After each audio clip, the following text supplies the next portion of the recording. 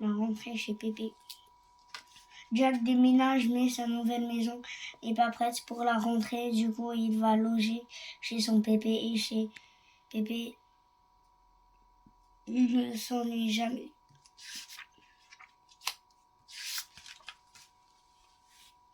La nouvelle maison. Je m'appelle Jack, j'ai 8 ans et demi et une famille un peu dingo. Pour leurs 40 ans, mes parents ont acheté une maison dans le village où habite Pépé, le papa de mon papa. Mais le truc, c'est que cette maison, elle a des trous à la place des fenêtres, des trous à la place des portes, un toit qui penche drôlement et une cave complètement inondée.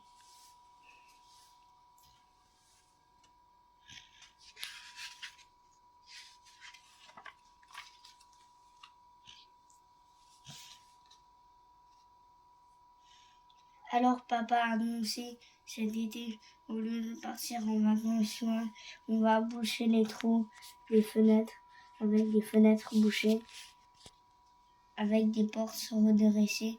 Le toit est vidé, la cave pour pouvoir bientôt l'habiter, notre chouette maison. Maman a expliqué, et comme on va déménager, on a prévenu l'ancienne école que tu ne seras pas là à la rentrée. Et on va prévenir ta future école que tu seras là à la rentrée. On a donc passé un super été à camper près de notre nouvelle maison et à bricoler.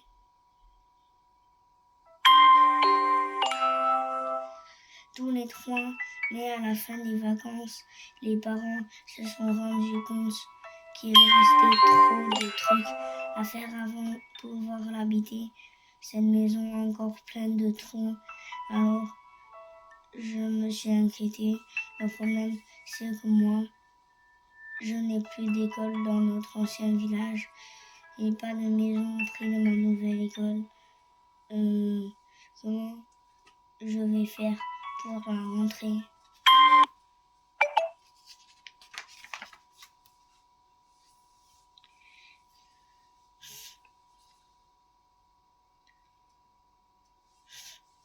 Les parents m'ont promis de trouver une solution. Ils ont réfléchi, ils ont téléphoné plein de fois à Pépé et ils ont pris une grande décision. Je vais habiter chez mon grand-père le temps que les travaux soient terminés. Pourtant, pour pouvoir être près de ma nouvelle école et y faire ma rentrée, maman a ajouté, mais comme chez Pépé c'est trop petit pour qu'on y habite tous, papa et moi, on va continuer à habiter dans l'ancienne maison.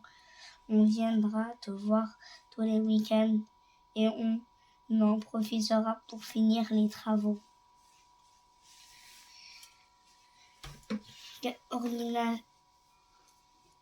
Organisation. Moi, je n'arrivais pas à savoir si c'était une bonne ou une mauvaise idée. Pépé, je l'adore, mais j'aurais quand même bien aimé que mes parents soient là. Papa m'a souri en faisant un clin d'œil. T'inquiète pas, jeune homme, ça va passer vite.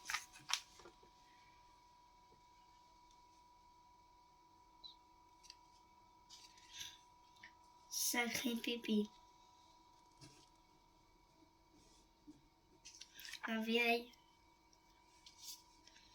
vieille de la rentrée.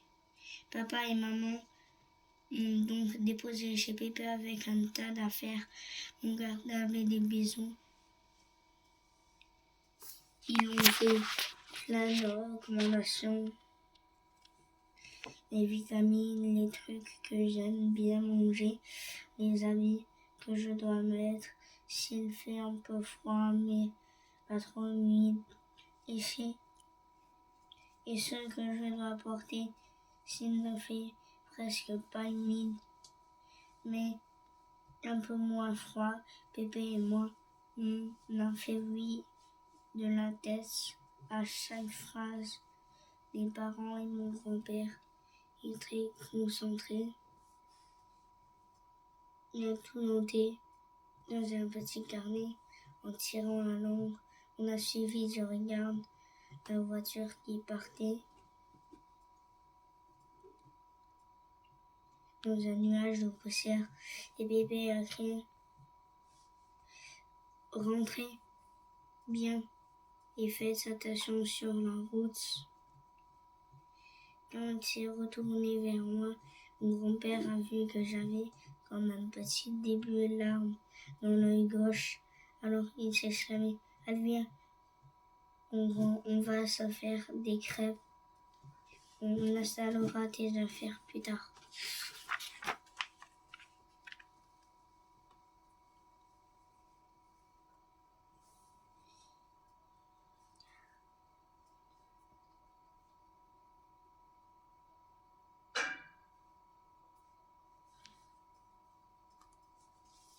En passant dans l'entrée, papa a balancé le carnet plein de recommandations de papa et de maman au fond du tiroir de la petite commode. Il nous ennuie tes parents avec leurs conseils.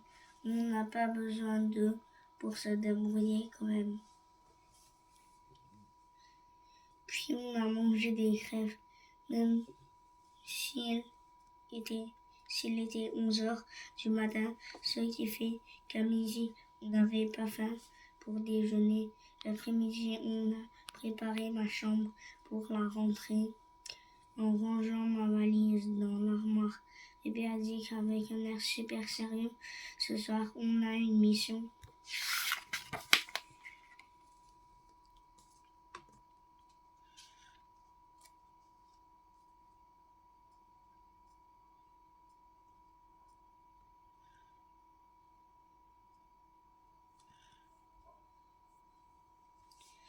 Ah, j'aime bien quand Pépé a des missions.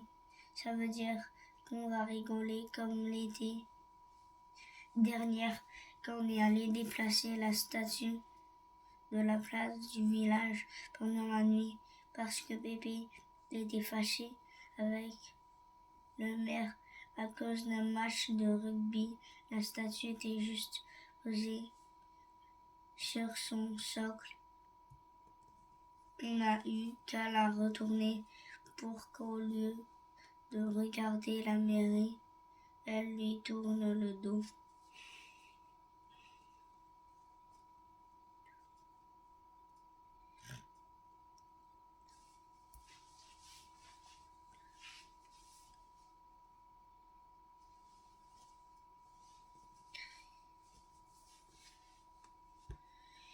Les gens du village en ont parlé pendant des mois et au marché Pépé faisait semblant de ne pas comprendre quand on lui demandait s'il était pour quelque chose. Pépé m'a expliqué ce qu'on allait faire. Tu te souviens de l'histoire où mon voisin, il m'énerve, va mettre plein de produits chimiques sur ses légumes pour qu'ils poussent plus vite que les miens. J'ai dit oui à Pépé, même si je ne m'en souvenais pas, moi, de son histoire. Mais pour les produits chimiques, j'étais d'accord avec lui. Son voisin méritait une bonne leçon.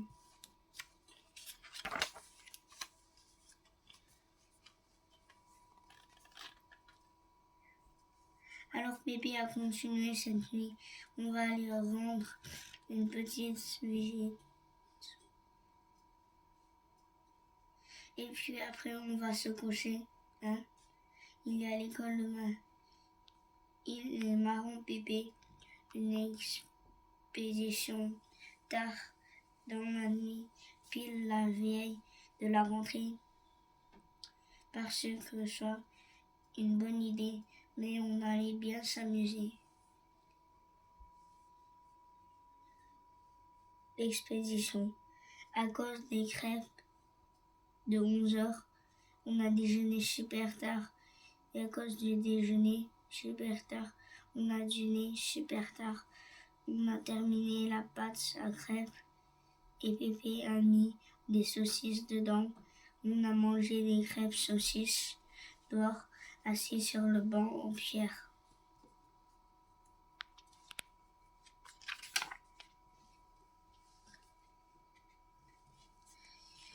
Quand papa et maman ont téléphoné pour savoir si tout allait bien, j'expliquais que je mangeais très équilibré et que là j'allais me coucher pour être en forme. Pour la rentrée, j'ai préféré de ne pas les inquiéter. Quand j'ai raccroché, j'ai vu que Pépé souriait et puis elle m'a donné des détails sur notre expédition nocturne.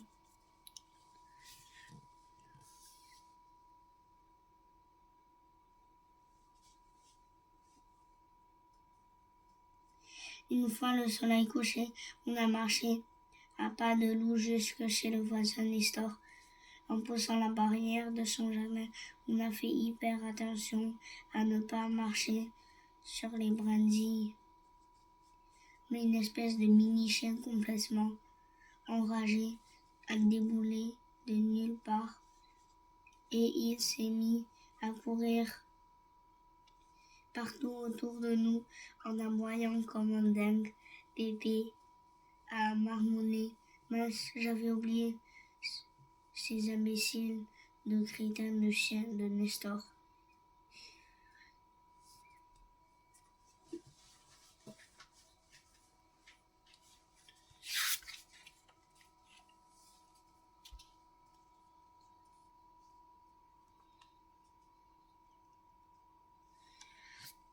Le chien était minuscule, mais il faisait un boucan de tous les diables.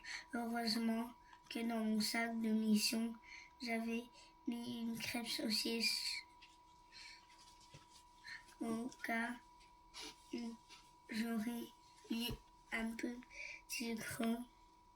Je l'ai filé au chien qui était accroché à la jambe de pantalon de Pépé. Le mini-chien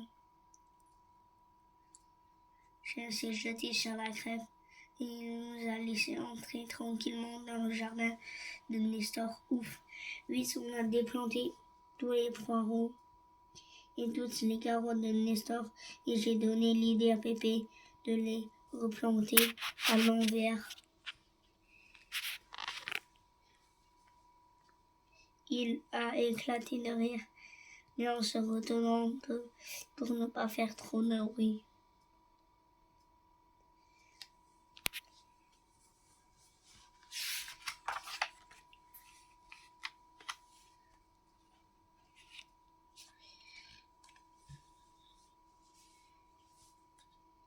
Sur le chemin du retour, Pépé m'a félicité de ma super idée pour les légumes.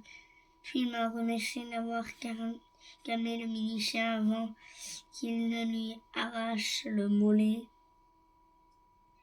Une fois rentrée, je me suis mis au lit, les mains encore pleines de terre. Pépé m'a fait une bise et je me suis endormie en une seconde. Je n'ai même pas eu le temps de repenser à ma rentrée. La rentrée, bonjour, bonjour le lendemain matin. Pépé est arrivé en hurlant dans ma chambre. Il est 8h22, vite, habille-toi, avale cette tartine, bois ce café. Je t'attends sur mon vélo. J'ai enfilé mon pantalon à toute vitesse et j'ai protesté. Mais je ne bois pas de café.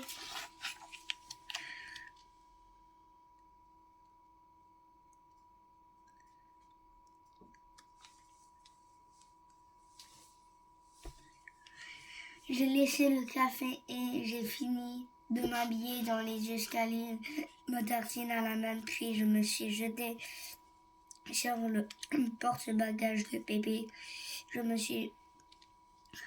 Qui s'est mis à pédalé comme un dératé en criant « Ya !»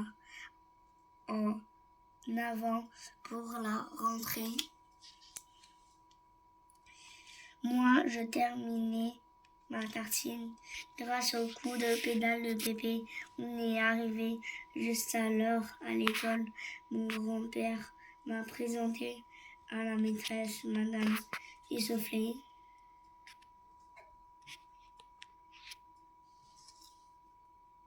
Fabiola, qui n'a rien compris tellement il était essoufflé. La maîtresse m'a tout de suite plu. Elle avait l'air super sympa et j'ai penché sur moi en me tendant un mouchoir parce que j'avais la confiture partout. Et elle m'a dit bonjour mon grand et bienvenue dans ta nouvelle école. Tu aurais peut-être dû apporter un cartable, mais pour le premier jour, ne t'inquiète pas, on va te prêter des crayons et un cahier. Oh, purée.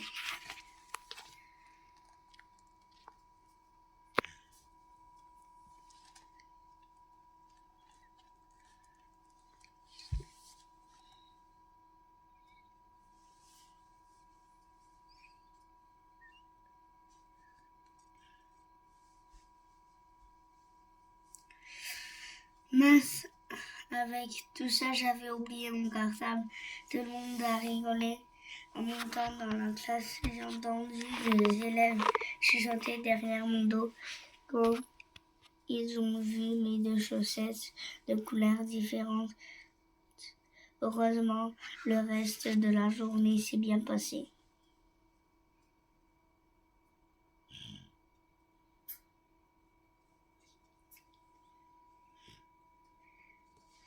L'après-midi, Madame Fabiola nous a expliqué que cette année, on allait étudier la préhistoire. Et elle a annoncé que j'ai demandé à un spécialiste de cette époque, M. Paléo, de venir nous montrer sa collection d'ossements préhistoriques. La préhistoire, c'est ma période préférée. Cette maîtresse, j'ai senti que j'allais vraiment l'adorer.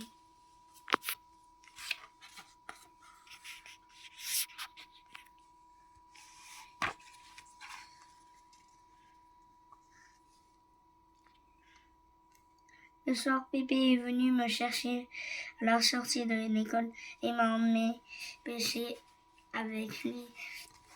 On n'attrape jamais rien, mais on passe toujours un bon moment. Je lui ai raconté ma journée dans ma nouvelle école, la maîtresse, la préhistoire.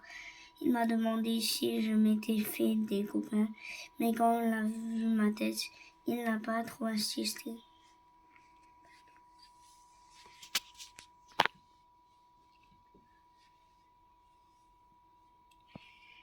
Et là, paf, pile à ce moment, un poisson a mordu son hameçon. C'était la première fois que ça lui arrivait à Pépé. Il n'a pas trop su quoi faire. Il a tiré, il a poussé, il a hurlé. Finalement, il est tombé dans l'eau jusqu'à la taille.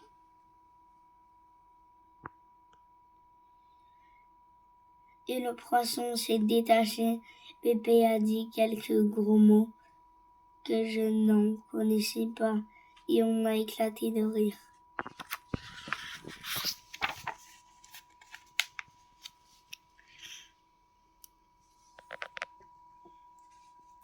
Après la classe, je n'ai pas dit un mot. Quand Pépé est venu me chercher, je n'ai pas sauté de joie. Quand il a proposé de refaire des crêpes pour changer, et je n'ai même pas souri. Quand il m'a décrit la tête qu'avait fait Nestor en découvrant son potager. Mon grand-père a fini par me demander qu'est-ce qui t'arrive, mon petit gars. Alors tout est sorti d'un coup et exercices de maths super difficiles. La maîtresse, plus si sympa que ça, et surtout le spécialiste de la préhistoire qui ne viendrait peut-être pas. Cette rentrée était plutôt nulle. En fait, Pépé a réfléchi un petit moment et il m'a annoncé: je crois qu'on va avoir une nouvelle mission.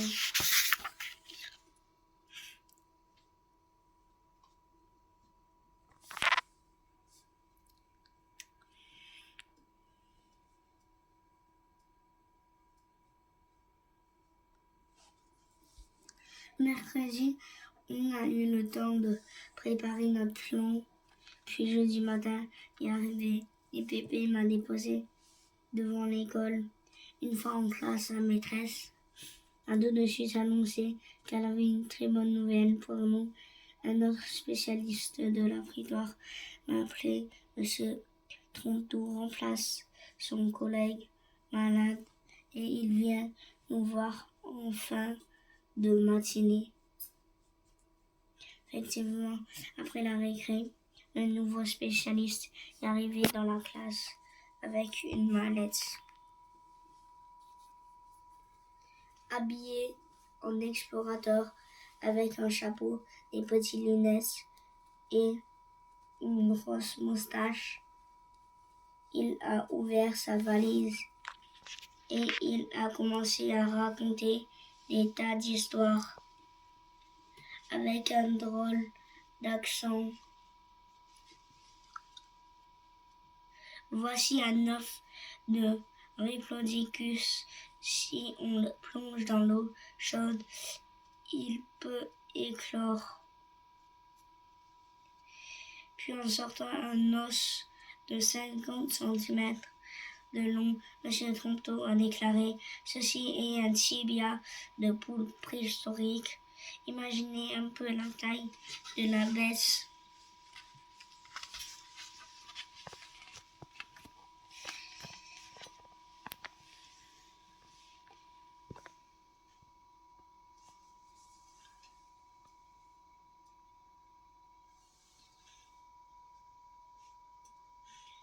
Toute la classe est restée bouche bée. Enfin, le drôle de bonhomme a sorti un crâne de sa mallette. Il a demandé si quelqu'un savait de quel animal il s'agissait. Personne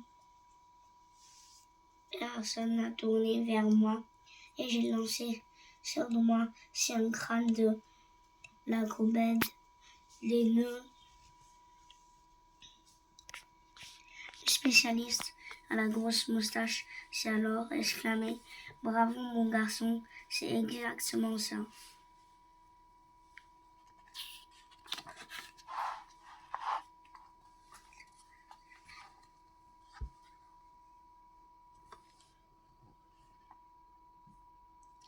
Puis il a sorti un os et m'a demandé si je savais que c'était. Sans hésiter, j'ai répondu: c'est un os d'Alopex. Excellent, a râlé M. Trontou. Il est formidable, ce petit jeune homme. Bravo. Là, j'ai bien vu que les élèves de la classe étaient vraiment impressionnés. Ils se sont tous mis à me regarder parce que je répondais bon à chaque nouvelle question. Après avoir rangé son matériel, monsieur Trontou a discuté avec la maîtresse.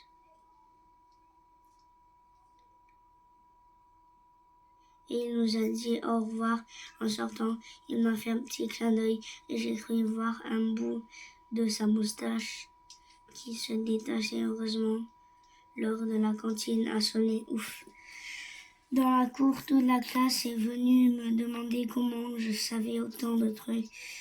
Je leur ai répondu que j'étais fan de préhistoire, comme mon grand-père. Puis ils se sont battus pour m'avoir à leur table, à leur cantine. Un tractobus À la fin de la journée, Pépé est venu me chercher et on est rentré chez lui à fond les ballons, comme il dit. En arrivant, Pépé m'a lancé. On les a bien eus à l'école. Hein, tu as vraiment été parfait. Je t'ai bien vu. Tu as failli éclater de rire quand ma moustache s'est décollée.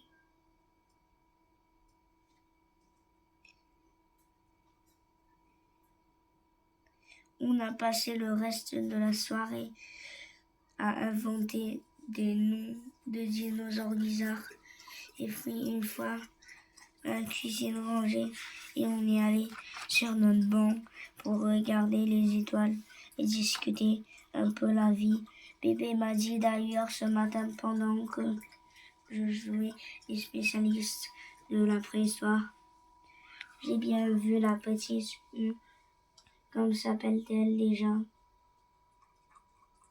Ah oui, Colombe. J'ai bien vu que Colombe te regardait avec ses jolis yeux. Ça m'a rappelé ta grand-mère quand tu l'as rencontrée. Il a raison, Pépé, c'est vrai qu'elle est jolie.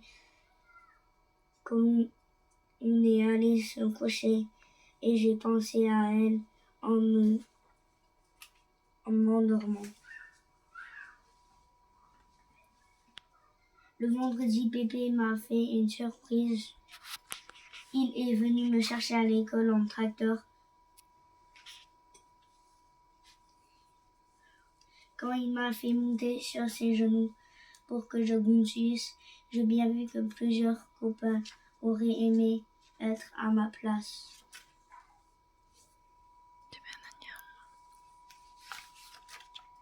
La maîtresse qui surveillait la sortie de l'école s'approchait de nous.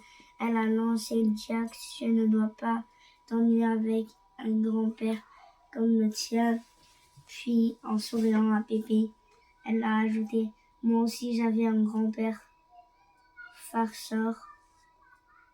Mais lui, il ne connaissait rien à la préhistoire. Et elle lui a fait un énorme clin d'œil. Mais alors, ça voulait dire que Madame Fabiola avait tout compris. Décidément, cette maîtresse me plaisait de plus en plus. Un peu gêné, Pépé a tout ôté. Puis pour changer de sujet, il a proposé qu'il veut monter à bord du tractobus. Les copains ont grimpé dans le remorque et on a fait le tour du village pour les déposer chez eux, l'un après l'autre. Quand on est arrivé devant chez Colombe, elle m'a fait un sourire. Je ne suis pas prêt d'oublier.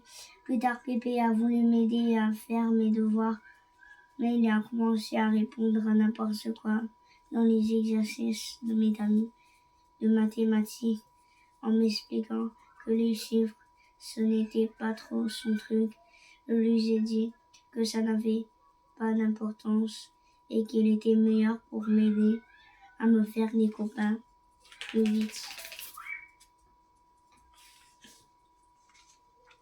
La dernière fois que papa et maman m'ont appelé, ils m'ont annoncé que la maison était presque terminée et qu'on allait emménager une semaine. Voilà, il me reste plus que quelques jours à habiter chez Pépé. Même si j'ai hâte habiter chez Pépé, de retrouver mes parents et de m'installer dans ma nouvelle maison, pas si loin de mon grand-père. Je sais que ça va me faire tout drôle de ne plus le retrouver tous les soirs sur le banc pour préparer une mission. Ce qui est sûr, c'est que je m'en souviendrai toute ma vie de cette rentrée chez Pépé.